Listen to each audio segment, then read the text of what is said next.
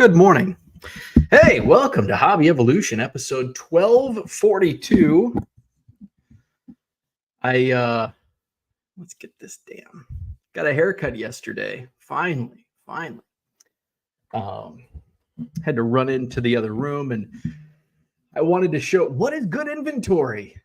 What is good inventory on eBay? It's a loaded question. We're going to tackle it best as possible this morning.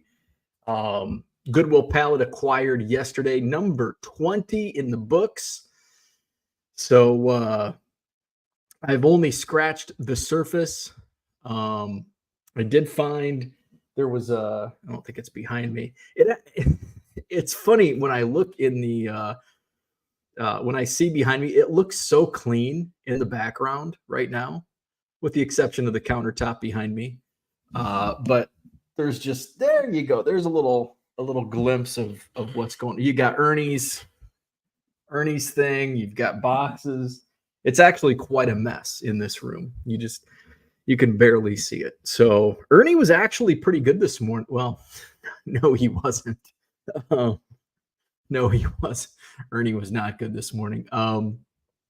So we are attempting to train Ernie to be like Biscuit in terms of sleeping in.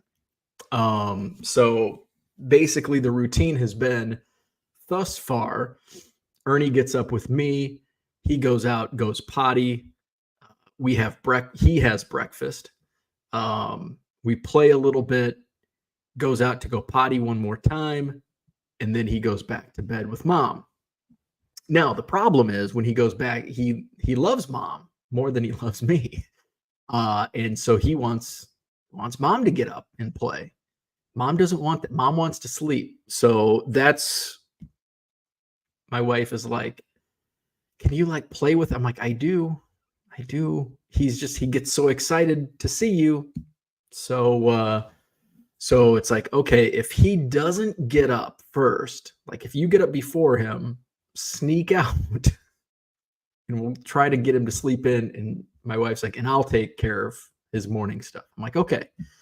So that was the plan this morning. My alarm goes off. I'm scrolling. Ernie doesn't move.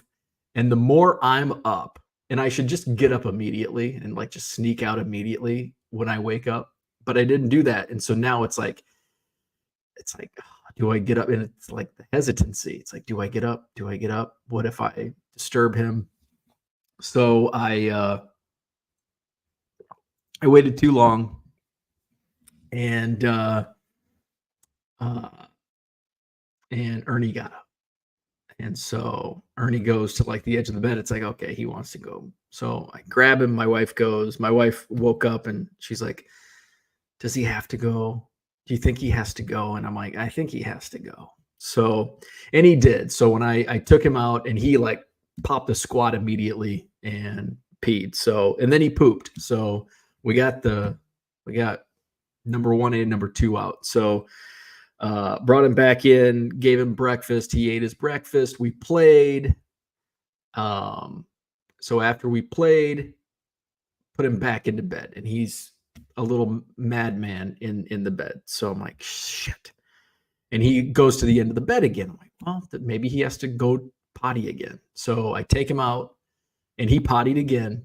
Okay. Played with him a little bit more. Put him back in bed a second time. He's still a little madman. I'm like, fuck. So I'm like, well, I got to start my day. So I bring him down, put him in the playpen. I take a shower, and I can hear him screaming, fuck. So I take a quick shower, get a towel, get in here, grab him. All right, buddy, you're coming with me. So he hangs out with me, and I took my eyes off of him for 3 seconds, and I can't find him. And the mistake I made was leaving all the doors open down here in the basement. And there's a lot of shit he can get himself into. Like, fuck. And he's not like Biscuit, where Biscuit would avoid obstacles. And an obstacle could be a leaf. She will walk around. She would have walked around the leaf. Ernie, there is no obstacle. He's just going to plow right through it.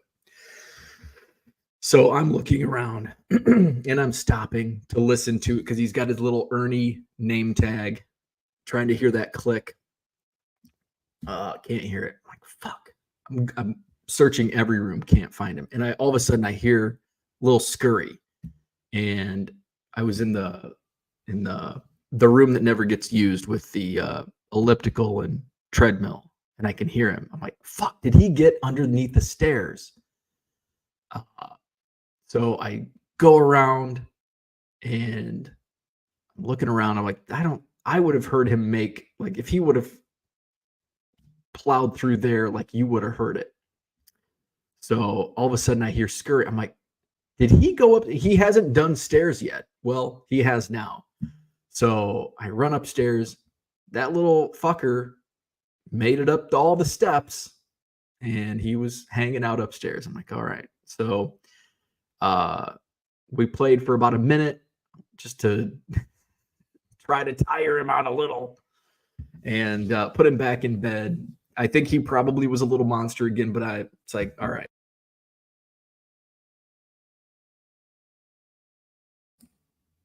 There we go. So Ernie's a little handful. We played a lot last night. My wife did take Ernie to the office yesterday, so that was nice. Gave me a little break during the day so I could get some work done and go pick up my pallet. So got a haircut, picked up the pallet, and my wife's like, I was actually on my way getting the pallet, and my wife texted me, and she's like, I fed Ernie his lunch. I've got some appointments, so he's in his crate. Like, okay, I'll be back in an hour. And she's like, oh, and me and my mom are going out on the pontoon tonight with one of their coworkers. I'm like, fuck. Okay, have fun. So we played last night. I did get some beer. I'm like, I need some beer after this week. So yeah. So Ernie, he's a handful. He's quite the handful. So I got the Goodwill pallet, and as I was loading it into my car, I'm seeing some boxes, and you know, like we all have boxes that say 1985 tops, and what's the chances there's 19? It seems like there's a better chance if it's marked like 1989 tops. There's a pretty damn good chance it's still 1989 tops in there. If there's a box marked like 1974 tops, fat chance there's any 70s cards in there. So I'm looking through some of the boxes as I'm loading up, and I'm seeing like 2002, whatever. And I'm like, those are some good years. And I open up, sure enough. So some decent stuff. Anything? I know Low Roller Scratcher is probably going to be, what's your biggest hit so far? What do I have?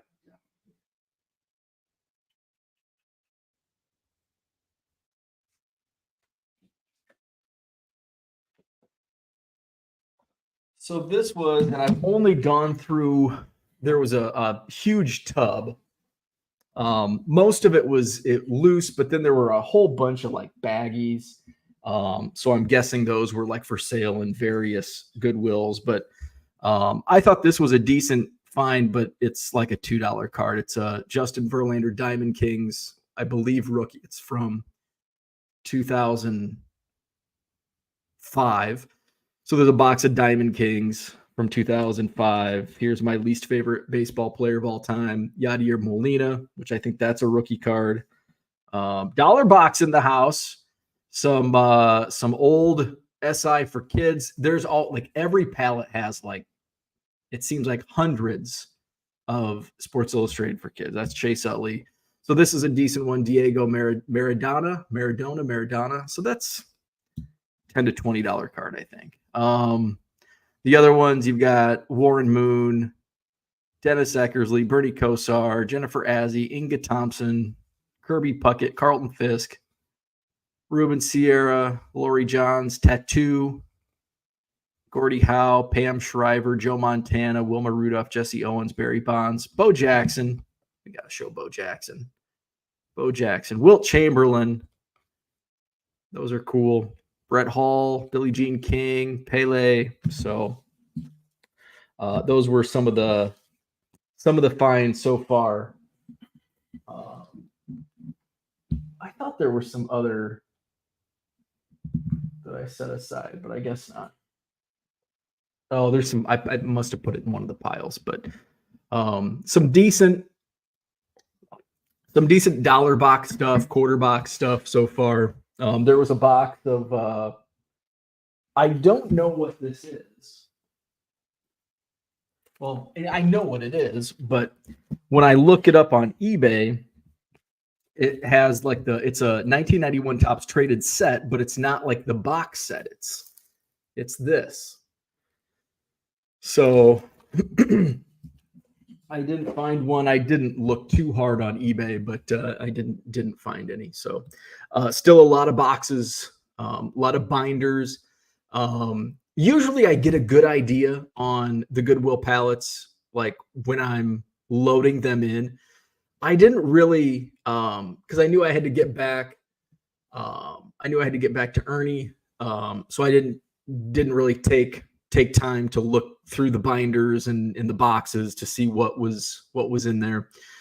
So, which I kind of like the surprises, because typically what happens is when I see good stuff, I'll put it towards the top, and so when I'm talking about the Goodwill pallet finds, it's always like the first couple days because I have it on top and I, know what I'm pulling out.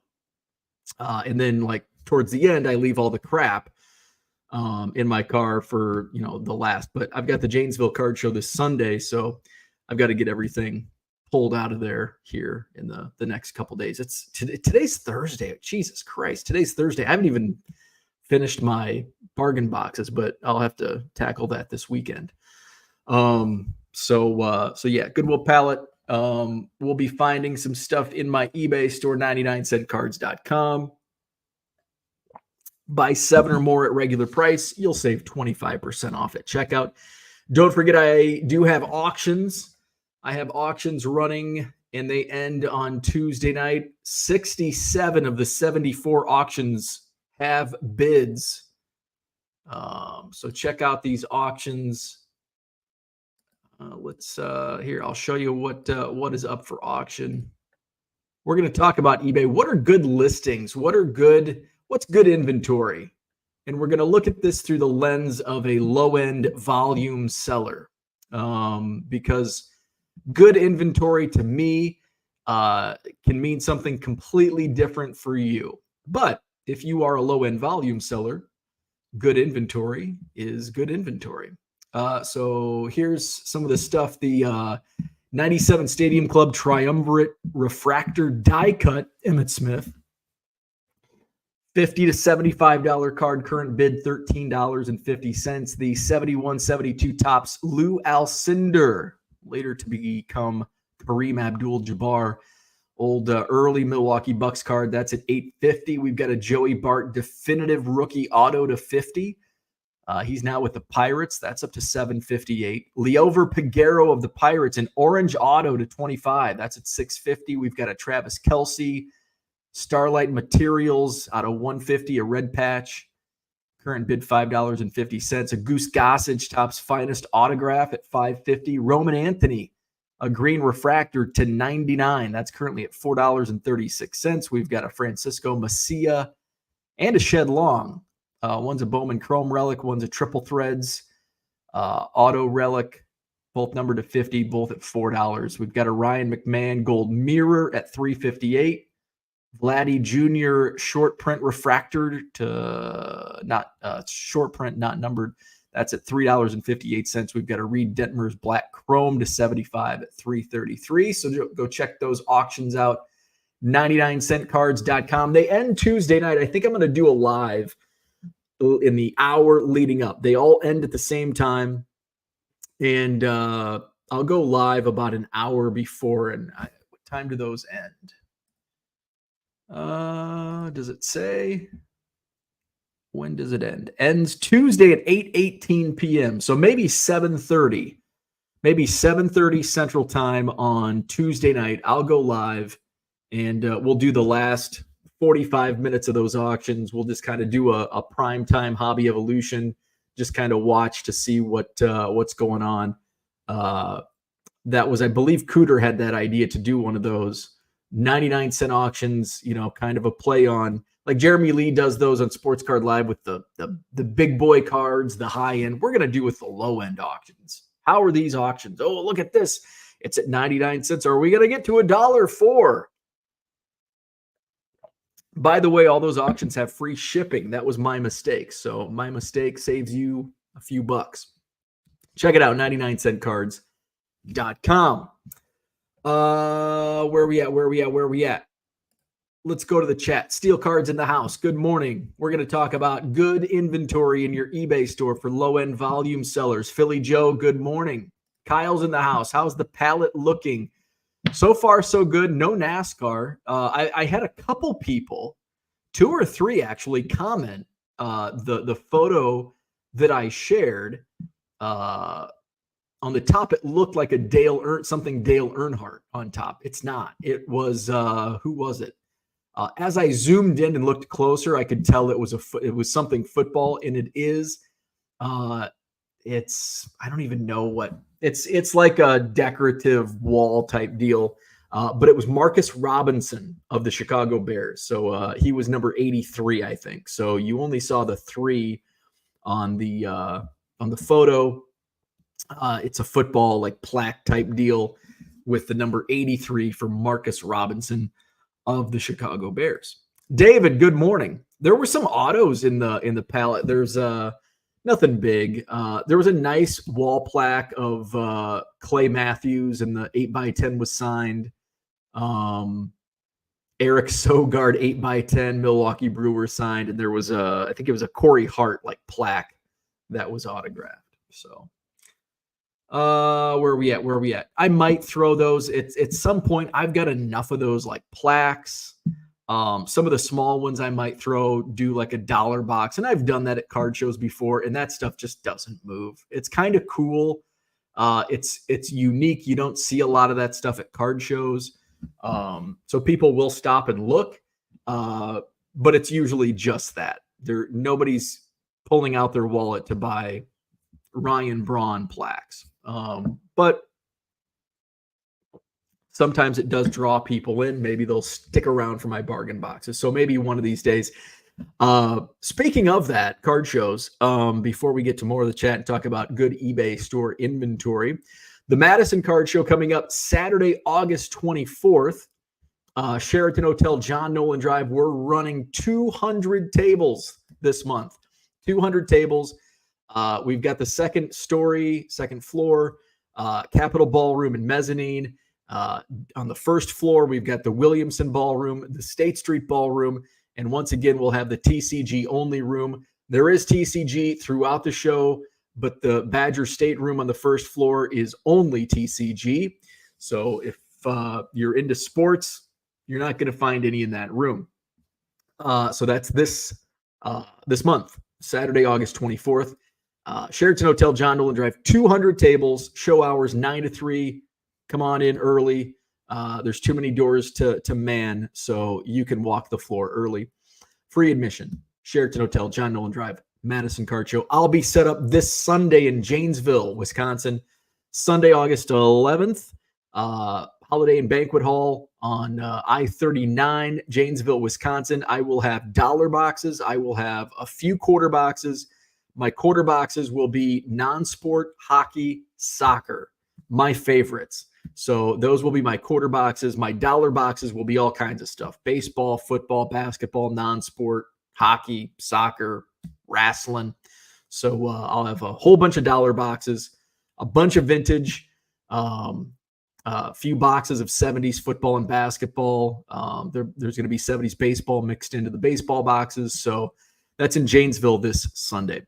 Future Madison card shows. So I'm having difficulty getting all the rooms at the same time on the same dates. So I do have dates tentatively set for fourth quarter. Again, I think I mentioned what those dates were yesterday. I'm not going to mention them again.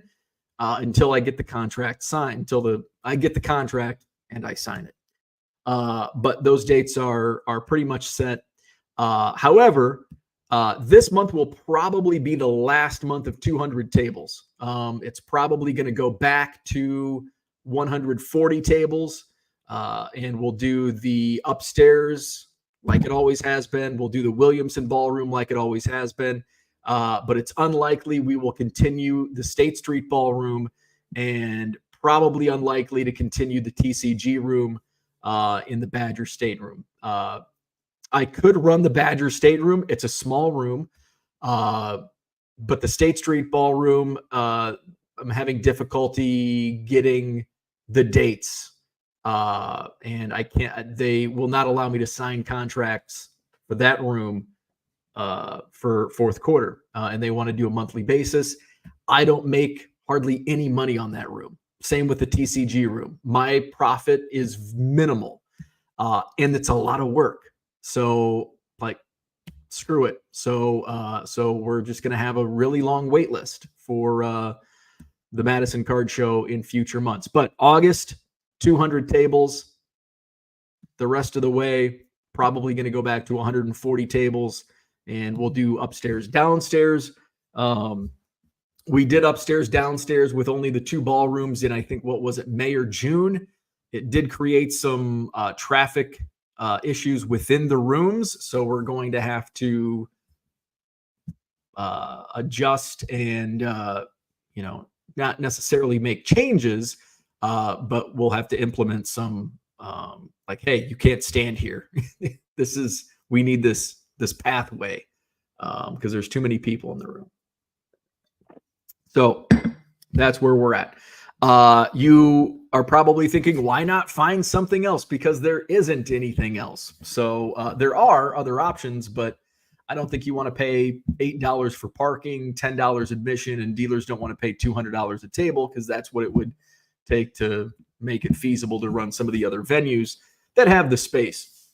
So that's some of the issues that you have to work around. And Sheraton's been a good partner, but they are running a business just like we're running a business. So sometimes it just doesn't mesh. So we're just gonna run back, and it's less stress for me. I don't have to spend all day getting things prepared and hauling 20 tables to the show and tearing down at the end of the show, and only making a few bucks in doing so. So there you go. But 200 tables this month, August 24th, Sheraton Hotel, John Nolan Drive.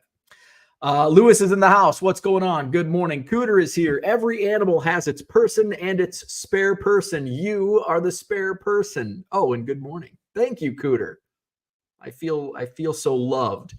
And the funny thing is, and I think Ernie will probably be, I think there's going to be a transition period, because I will ultimately be spending more time with Ernie because I work from home, and my wife will take him to the office sometimes, like more so in the puppy stages, just to give me a break so I can work. And when she takes him to the office, other people want to play with him so she can get some work done. Biscuit was Amy was Biscuit's person for the longest time. And then once, I started working from home, I became Biscuit's person. It was funny. One of the times we were at the vet, I think it was when she stayed overnight, and we picked her up, and we were in the, waiting room to get things finalized to take her home. And, she was obviously excited to see us, and she would wag her tail. Amy would go, my wife would do and Biscuit would wag her tail. And then when I would go, her tail would just like wag. My wife's like, well, she wags harder when you do it. And I'm like, well, so yeah, eventually Ernie will take to me. So it's like he will. Last night was a little better than Monday and Tuesday in terms of him. Like we would play, and then he would like run off either into our bedroom or into the laundry room, because that's where we come into the house, and my wife's got her slippers there. And so he would like go lay on top of her slippers. And I'm like, oh, I feel so bad. So last night, like he didn't do it as much because I tried to just wear him out, play with him all night. And but every once in a while he would go lay in the laundry room. So I'm like, well, I'm gonna take a slipper and put it in his doggy bed. And that did work for a little bit. Like he did settle down and he laid in the bed with the slipper. And then maybe 15 minutes later, he was back in the laundry room. So like, all right, time to play again. Peter's in the house. Good morning. Dollar Box is here. What's happening? Red Light 34. Good morning. George in the house. What's happening? Fernando is here. Good morning. Michael Renicky. What's happening? Peter says, why are all the Diamond Kings so heinous? I hate the modern Diamond Kings. Where'd I put them? Where'd I put those Diamond Kings?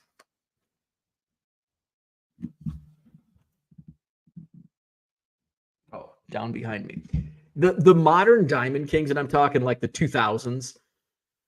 And I guess those are almost 20 years old. Those are just about 20 years, 19 years old. But I love the 80s Diamond Kings. Especially the early Diamond Kings from the 82, 83. I love those. Of course, 89, 90 gives me nostalgia. Like when you opened a pack, I'm a kid, I'm 8 years old, I'm opening 90 Donruss, and why is Mike Bielecki a Diamond King? But I loved it because it was a Cub.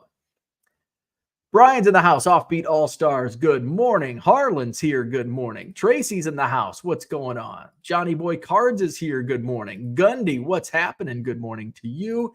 Bruce is here. Now you can create a podcast, Life of Ernie. That would be like an all day. Let's just put a GoPro on Ernie. What's a day in the life of Ernie?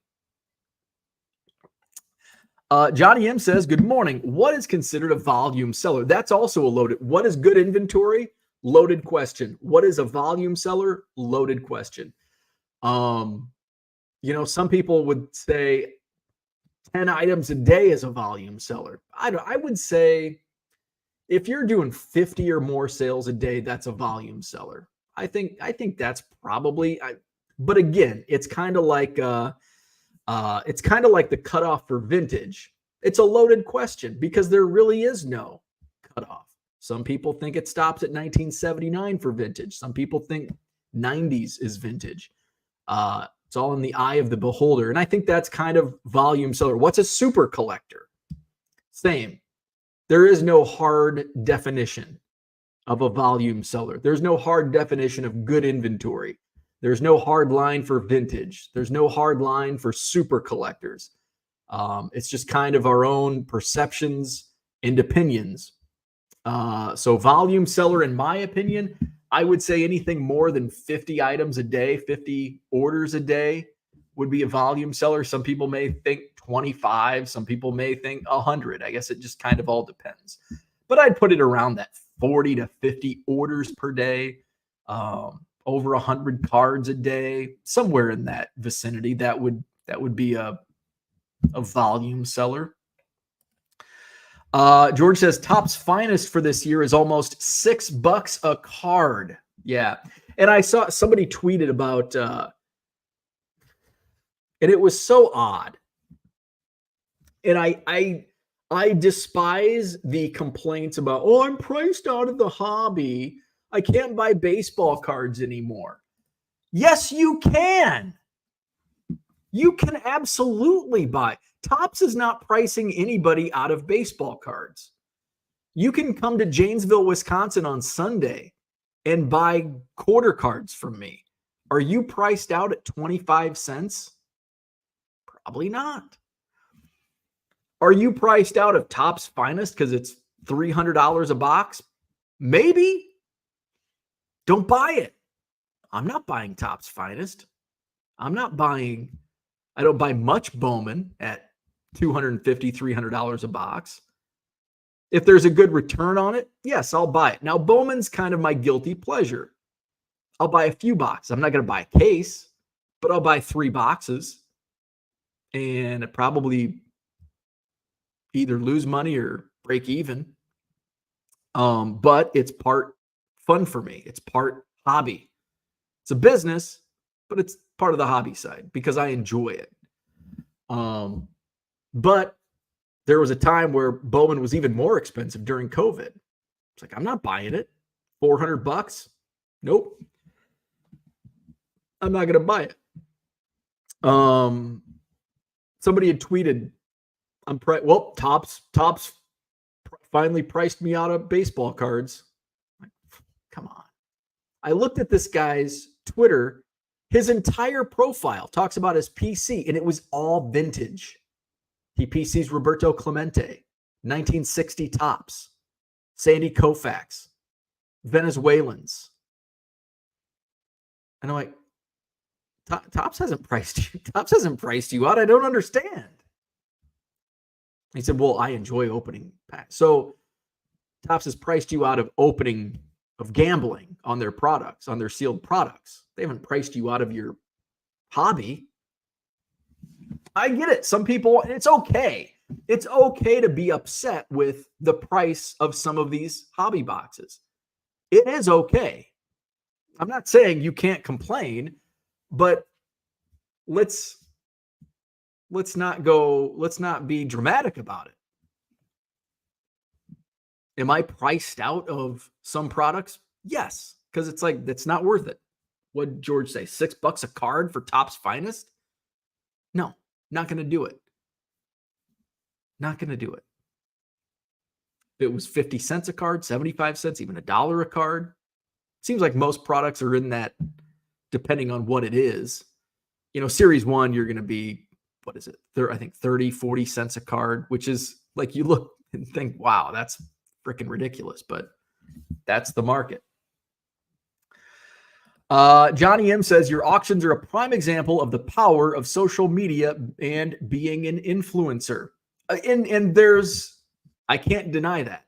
I wouldn't call myself an influencer, but in reality, we all are. We all are influencers. You know, somebody with 12 followers on Twitter, if one of those 12 followers sees something like, oh, I'm going to go buy that. We all influence each other in some way. Like all of us, everybody in this chat, to some extent, is an influencer.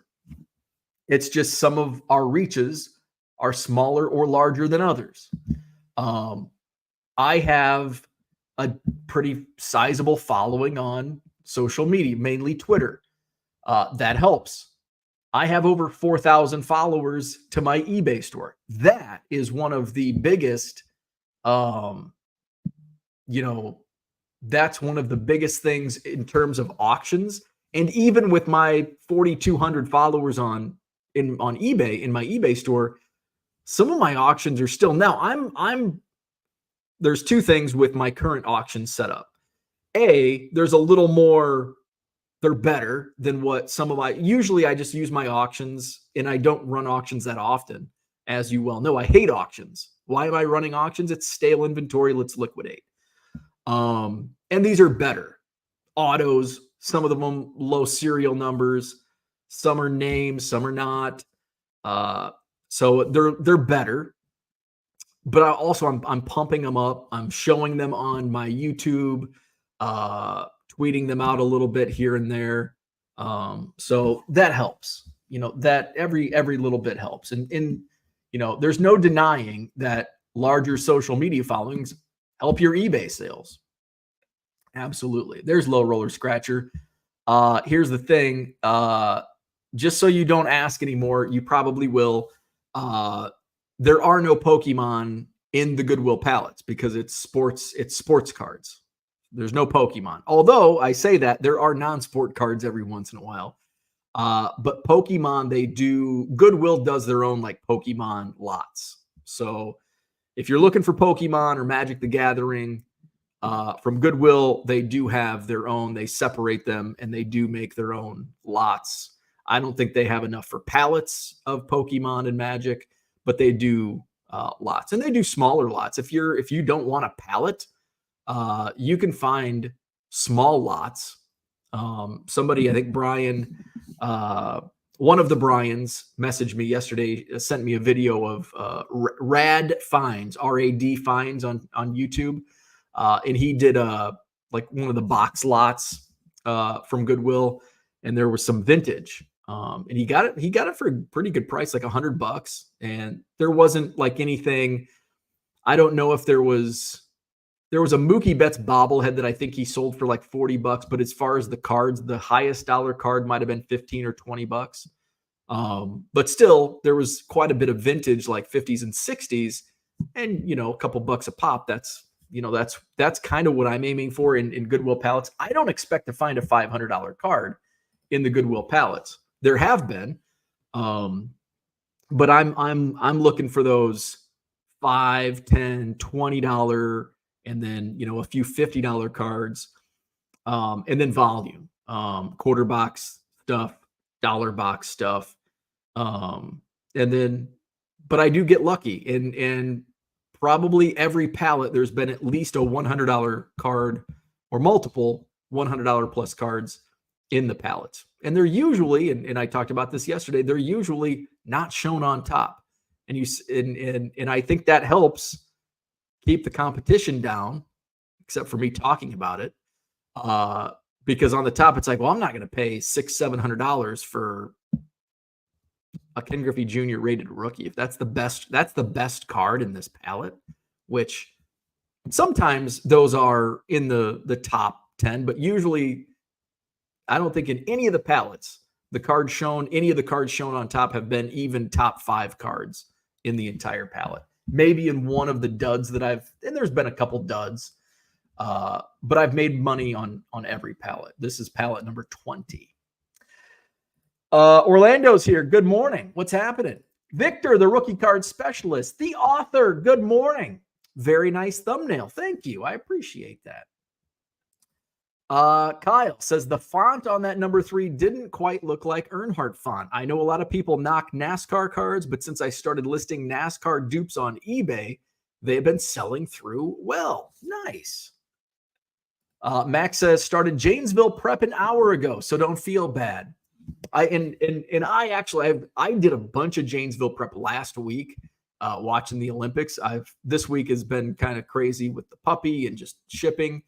But I did a pretty good jump start last week, but this week I haven't done anything. And now with the pallet, although the pallet will give me a few extra cards for the inventory. So that'll be nice. And I thought about yesterday as I'm going through, it's like, man, I should do some quarter box. Like I should do quarter boxes with this Goodwill stuff, but I'm still going to stick to my original plan for Janesville this week. John says, we don't need no stinking Badgers. Mikey says, good morning. I'm so exhausted. I haven't been able to sleep. Well, that's not good. That's not good. Brian says, correct. We don't need no Badgers. Happy Thursday, grinding for good. Mad Max, what's going on? What's up? Good morning to you. Let's see. I did sell more Simpsons cards. Good morning, Jody. Royals 417, getting ready to go back to school. Good morning. Joseph, what's going on? Max says, no. Modern DK stuff is still awesome. John says, Don Russ blows. Red Light says, hello. Let's see. Low Roller says, I need to list more politics. George says, John left the dot off the end of that statement. Hey, I sold a Ken Griffey Jr. no dot after the INC rated rookie. There's a slight premium on the Ken Griffey Jr. no dots. I think I sell the base dot version for $5 to $6.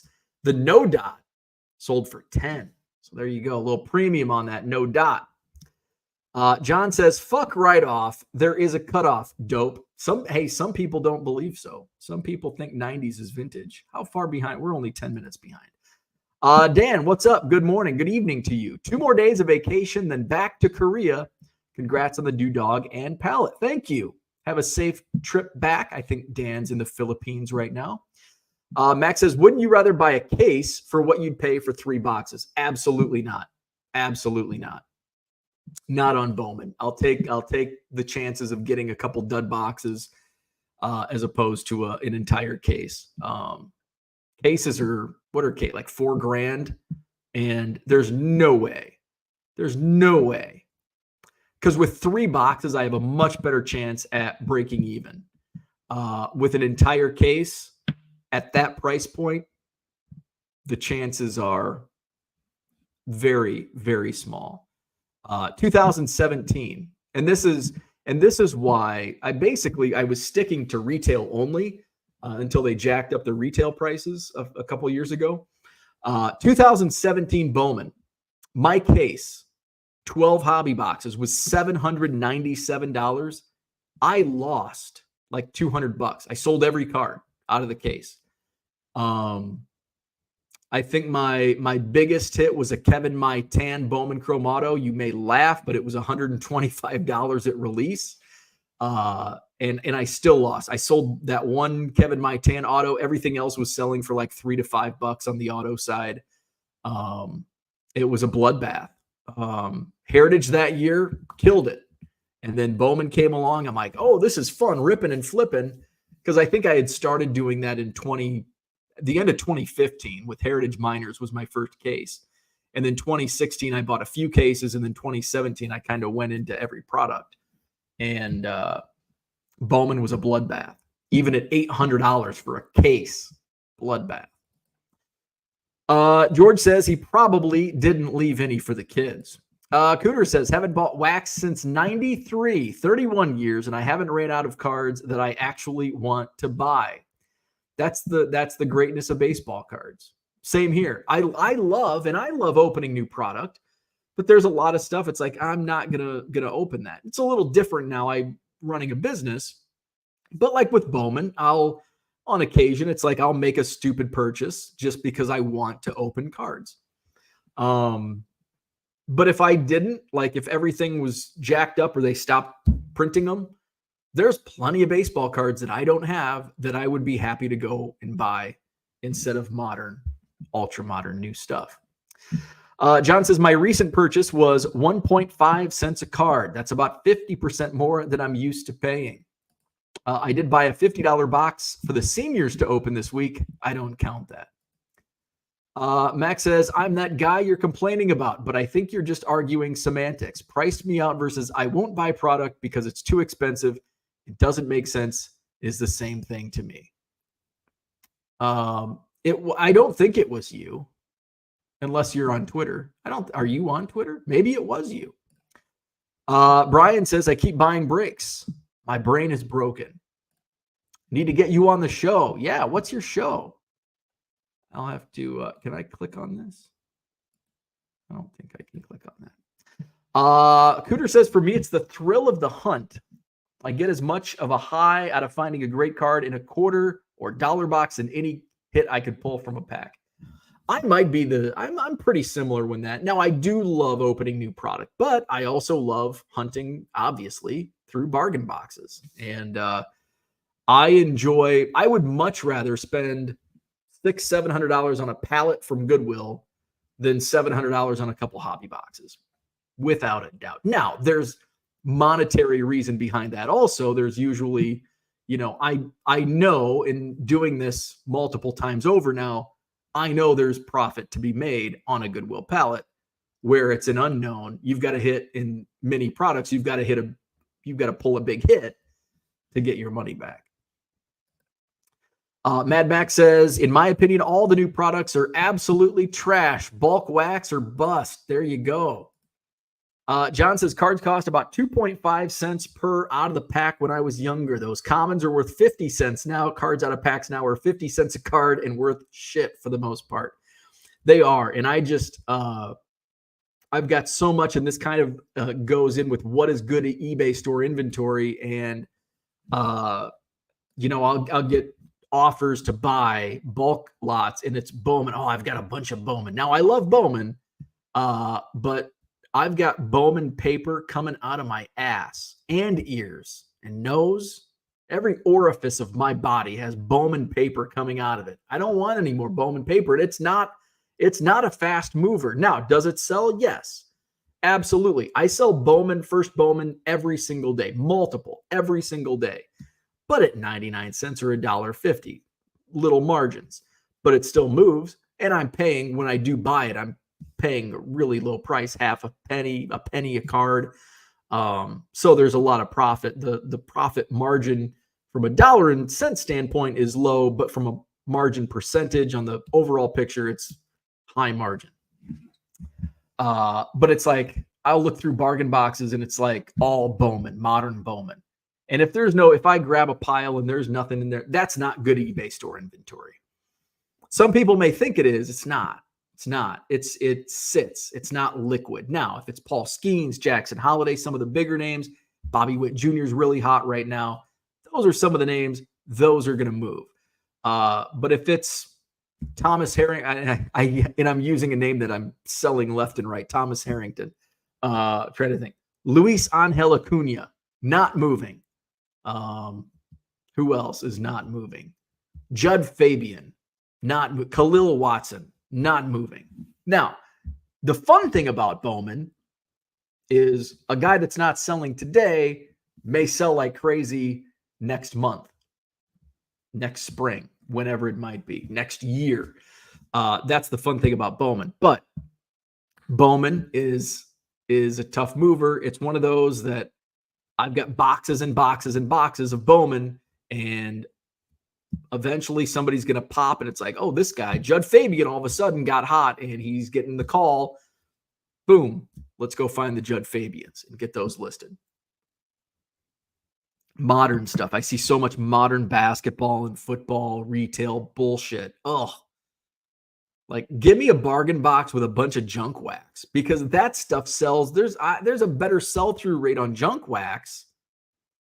Now, I'm not saying 91 Fleer Nelson Santovenia, but hell, even 91 Fleer sells. Frank Thomas, Ken Griffey Jr., that stuff will sell. Bo Jackson. Commons, no. But that stuff sells. George says, I'm not priced out of the hobby. I got boxes and boxes of shit to list on TCDB. Amen. Terry, what's going on? Good morning. George says, that will keep me busy with the hobby for a long time without even making a purchase. Mikey wants to know, how do you keep getting these pallets? I've already told you my secret. You got to look at Goodwill. You have to be one step ahead, man. You have to know. Nobody told me how to get Goodwill pallets. Actually, there was I was tipped off. And then I used that knowledge to get more. You just got to play the game, man. Play the game. Dan picked up a lot of Burley in July, August. John says, I might sneak you into being muted for 1 minute. I think he's talking to Low Roller Scratcher. George says, you're talking about that Rad Fines dude. He popped up in my feed the other day. Yeah. Brian K. sent me a link to his video, and I watched it yesterday morning. Terry says, I bought any pallets recently, but I think I'll get at least one before winter. See, Terry knows. And maybe you too someday will know how to get a Goodwill pallet. JW, what's going on? Good morning. Kyle says 4 more pallets and you will have bought a full semi-load. Yes, 24 pallets in a 53-foot trailer. Max says eating ramen now that Bitcoin in Japan took a dump. Uh-oh, your Bitcoin. John says there's a Gaylord of Legos available in North Texas if anyone wants to dip their toes in. Legos are apparently a really good buy when it comes to Goodwill bulk. Not for me. George says, saw a video the other day where a guy referred to 80s cards as classic cards. Forget who it was. Max says, you misunderstood my statement. Wouldn't you rather buy a case at $400 than 3 boxes at $400? Well, yes. If the prices were this, well, of course, I would rather buy 12 boxes at $400 than 3 boxes at $400. Who wouldn't? There's not a single person in here that wouldn't. But do I want to buy a case at $4,000 or 3 boxes at $800? I'd rather buy 3 boxes at $800. Stuke, what's going on? Good morning. John is team pallet. Team case break can suck a big one. I am very, very leery of breaks. I do buy into maybe one or two a year, but it's got to be a good product that I actually want the cards and get the cards. I don't like the high end. Every once in a while, I'll do like a National Treasures break for Cubs, like once every 2 years. Bowman is usually the one because I only, I don't buy much of it. And I'm not going to buy first Bowman Chrome Autos at release or shortly after. Brian says, other sales rep is out for the rest of the week, so I am stuck answering the call queue by myself. That sucks. Sucks to work. Less time for listing and organizing. You got to work today. That blows. There's more than one Max in the same room. That's like finding two Native Americans together in the same place. Max and Max. Two Maxes. We've got like 7 Brians here. Surprising. I think we only have one John, right? Is that 70s Card Show the only John in the chat? We've got a couple Terrys in the chat. Would you be able to put a link to your eBay store in the comments? Yes. Yes, I can. Here. Here's my eBay store, or you can just type in 99centcards.com. There's the link in the comments. Also in the description as well. Buying other collections is a safer bet for returns than on any wax box. Amen 100%. Always be looking. Always be looking. Absolutely. And I've said this story so many times, like, not only do you always have to be looking, like, you've got to time it right. Like, you've got to find it. Now, when is the right time to look? I don't know. I mean, sometimes it could be a retiree that lists something on Facebook Marketplace on Tuesday at 1:30 in the afternoon. A lot of times, when do most people list stuff on Facebook Marketplace? When they're cleaning out their basement, garage, attic. When does that take place? Weekends. Look on the weekends, Facebook Marketplace. I've said this story, and I think this was this was like a weekday. Many of you maybe have not heard the story, but I was at this point in time, I'm not looking all the time anymore, but at this point in time, I was always looking for stuff on Facebook Marketplace. And I think this was still COVID times. I was back in the office, but I think maybe we had just returned to work in the office. So before I was full-time in cards, and there was, I was on the couch scrolling Facebook Marketplace. Something popped up. It was a whole bunch of junk wax cases. And I'm talking like, oh man, would have been hundreds of boxes, probably 15 to 20 cases of unopened product from the mid 80s to maybe early 90s, but most of it was like mid 80s. We're talking 85 tops, 86 tops, like really good stuff. And everything was, I think it was at $60 a case. So you're looking at like, and how many boxes were in a case? Like 36, I think. It was like $2 or $3 a box. And at this point in time, and still probably today, some of these boxes are worth quite a bit. So I messaged right away, and I'm like, hey, I want this. And the lady who had listed it said, it's my dad's.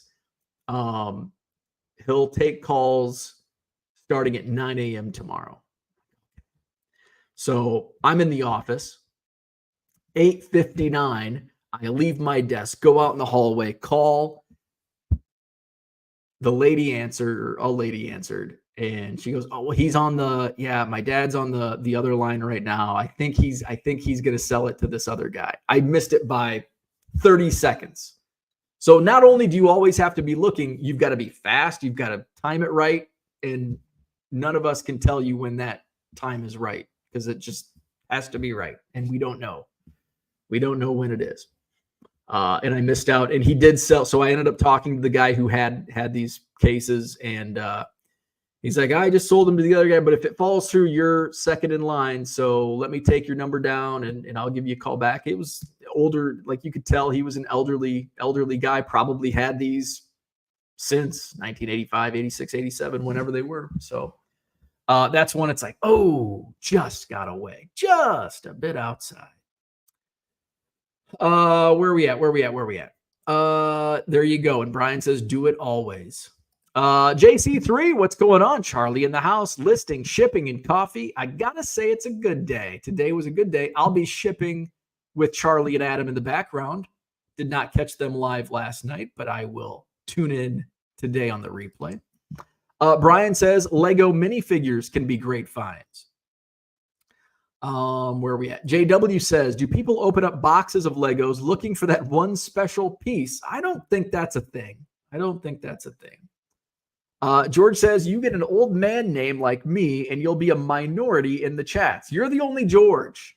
I think Dan's the only Dan, and Dan's a common name. Dan is probably a much more common name than Terry or Max.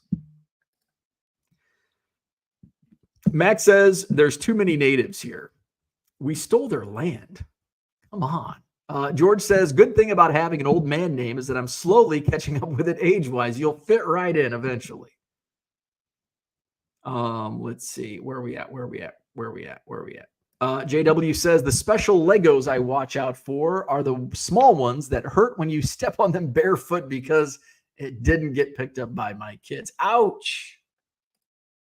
Dan says, how far ahead are you booked at the Sheraton in terms of my contract with the rooms? I'm only booked through September, and then I should have the contracts today or tomorrow for October through December. As far as tables, I'm basically sold. Now I'm going to be sold out for the rest of the year, for the most part. I won't be taking new bookings outside of any swaps. Hey, regulars can't make it, whatever. All right, there we go. So I'm going to show off what is good inventory, and we've kind of talked around it. We've talked about what is not good inventory. Good inventory for high volume sellers, in my opinion, my experience, is sets that aren't commonly available. And that's why what I talked about earlier, Bowman, is not good inventory because there's so much of it out there. There's so much of it on eBay. You've got to find, that's why does junk wax sell? There's not as much junk wax. There's a lot less, believe it or not, there's a lot less 89 tops on eBay than there is 2021 Bowman. And that's why you can get some sales on some of those junk wax cards. A real nice sweet spot, and the reason why it sells is because you don't go to card shows and find 2000 to 2012 cards. It's just like there wasn't much printed back then. They've really turned up the printing press because there's a lot more demand for cards. 2000 to 2012, there wasn't much demand. How many of you, I'd love to see this poll, how many of you were as active in the hobby in 2010 as you are today? Now, I know John probably was, Cooter probably was. I wasn't.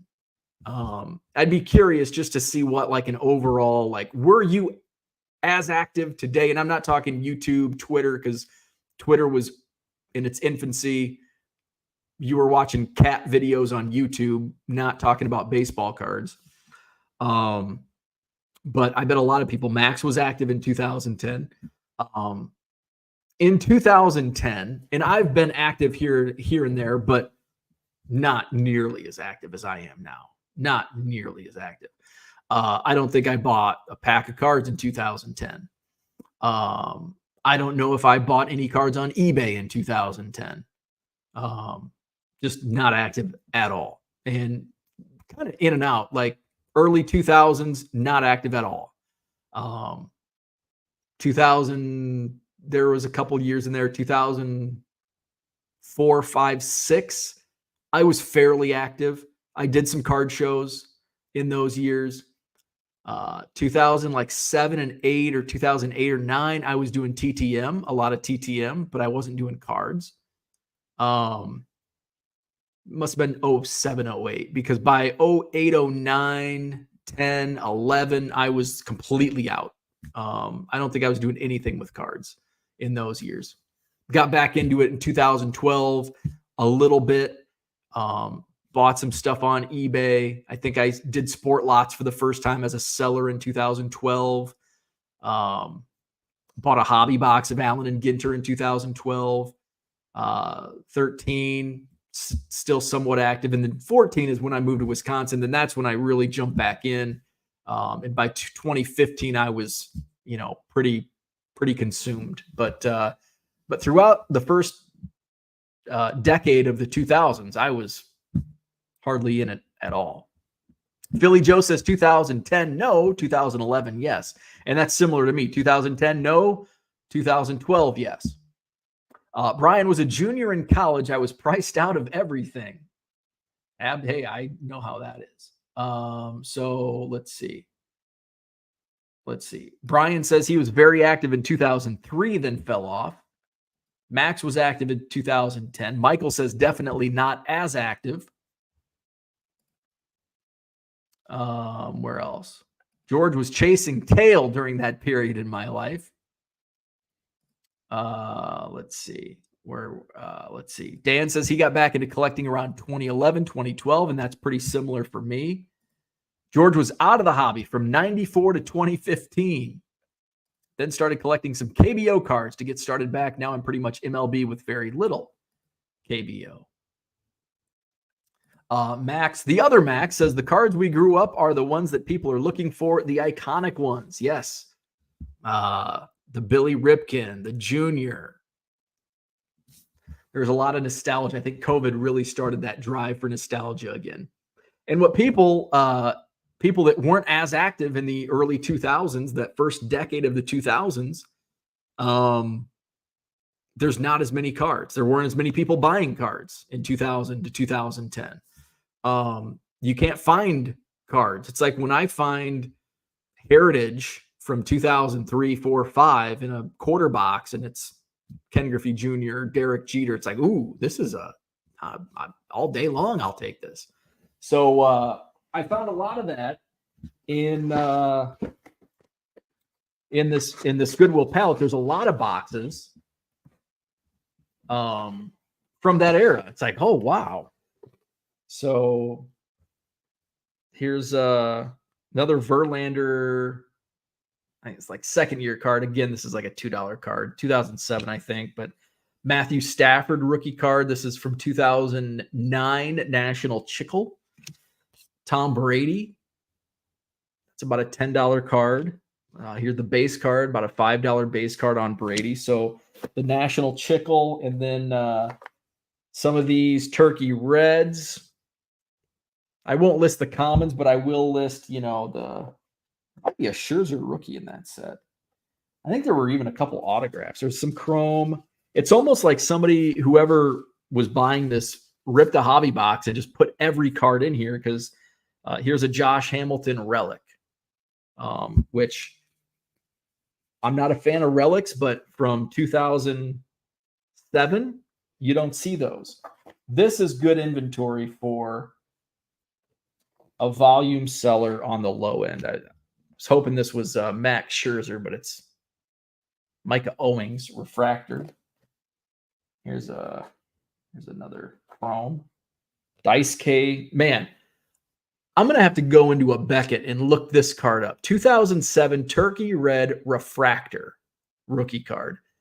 I bet in 2007 that was a $20 card or more. So I'm going to look at that. I thought there was an autograph. There is an autograph. I think there's a football auto in here as well. I think it's Joaquin Iglesias from the Bears. So that's some good inventory. 2002, 2005, 2007. Some of those offbeat brand, National Chickle, Turkey Red. I'm not talking about Top Series 1. I'm not talking about Bowman. Not talking about Upper Deck. But Turkey Red, National Chickle. Some of the other sets, especially sets with legends and Hall of Famers, sell really well. TD Sports Card says commons still go. I sell some very random cards every week. Absolutely. I sell commons every single day, but I don't want to list commons because it just clogs it up. I've probably listed, let's see. Now 70s comment, that's a different story. But, some of the last, Sold a lot of 70s cards. Let's see. What's a common that's recently sold? That's a numbered card, so we won't count it. So I guess nothing this morning. The last night. All right. But I'm sure I've sold something in the last 24 hours that was common, but I'm looking for liquidity. I'm at 58,000 listings, and I'm going to hit 60,000 in no time with the rest of the vintage that I have to get up. I'm at so I think I'm going to, when I hit that 60,000 mark, then I'm going to start purging 2024 Series 1. Big League, I'm still moving. That's a kind of a slow roller, so I'm going to keep Big League in my store. Heritage, I've moved very few Heritage recently. I may be actually selling more Series 1 commons than Heritage, so I think those are the first two, the first to market stuff that I've got in bulk. I'm at 57,783, so I think once I hit 60,000, I'll go back to do 2024. So we'll see. I've just got to keep an eye on those listings this month. And then I'll start to scale back on some of the stuff that's stale. I'm going to utilize auctions a little more on stale inventory, like I've done on the auctions that are ending on Tuesday night. Cooter says, definitely not as active in 2010. Had 3 young daughters, and you were complaining about how hard a puppy can be. I am lucky to have survived. I do, as I'm like exhausted at night, and I'm like, my God, puppies are so hard. And I'm like, I can't imagine what a baby would be like. Fuck that. How do you guys have kids or multiple kids? Man, here I am complaining about a puppy. Johnny says, did shows in 1990 for a couple of years, then move entirely to eBay. I didn't do in the night. I mean, I was a kid in the 90s. I did a show like back in the boom of the late 80s, early 90s. I was like 9-10 years old, and we would have like, I don't know if they were monthly shows at our little small community center, like 10-15 table shows. Like every town had them, it seemed. I set up as like a 10-year-old. I don't think I sold a card. And then I didn't do shows until probably the 2000s, early 2000s, when I was doing, a girl I was dating at the time had, her dad went all in during the junk wax era and had a ton of sealed wax. I wish I would not have sold all that. So basically what he told us to do was, here, you sell this all, and you guys, his daughter and me, split the money. Cause we were like in our early 20s.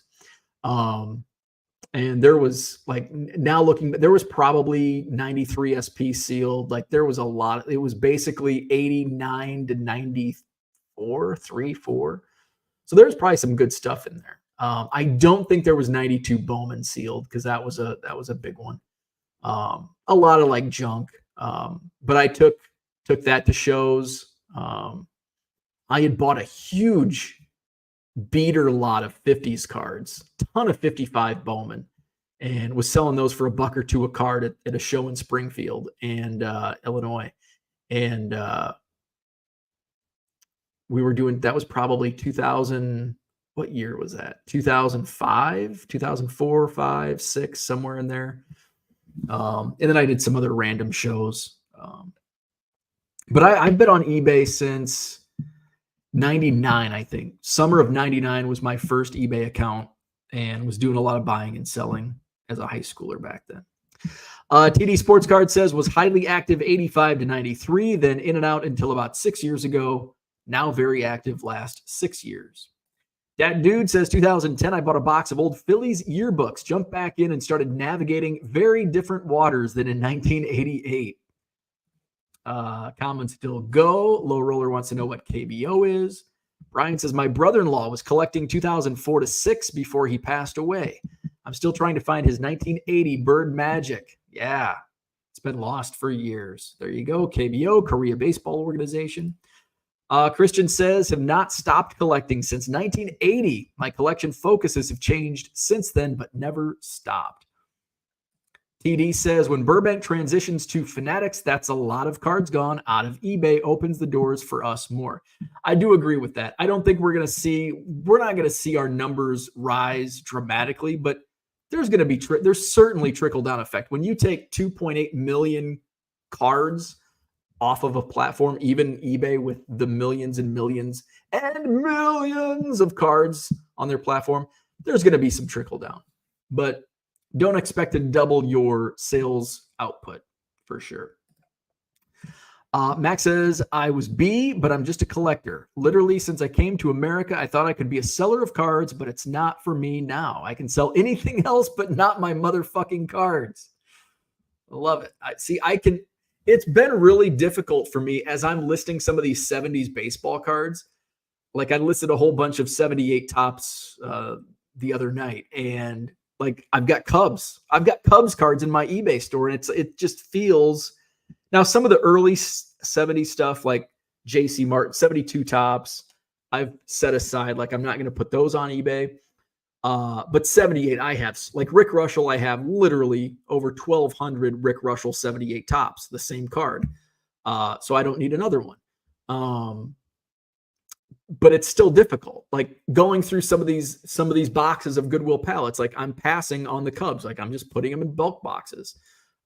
It's still difficult to pass on some of these Cubs cards. Bo's first kid will be twins. There will not be a first kid. There will not be a first kid. Brian says, I could tell you had I ended up with 3 kids, but that's inappropriate talk for 8 a.m. Trout fishing. There you go. Burbank will still transition over the next year or so. I figure they'll still list certain ones near the end of the year. They just got so much volume. Yeah. What's Burbank? I've been kind of monitoring the situation just to see what their Burbank cards eBay. And the last time I looked, they still hadn't. They're still at 2.4 million. So I don't think they've moved any cards off the platform yet. They're still at 2.42 million on eBay.